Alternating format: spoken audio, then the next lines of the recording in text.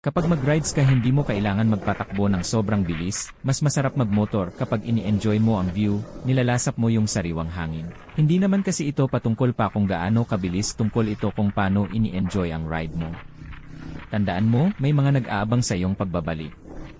Kaya dahan-dahan lang, dahil ang pinakamagandang tanawin pa rin ay ang iyong ligtas na pag-uwi, at lagi mo tandaan na ride is not a race, unahin mo lagi ang safety, take it slow and enjoy the nature.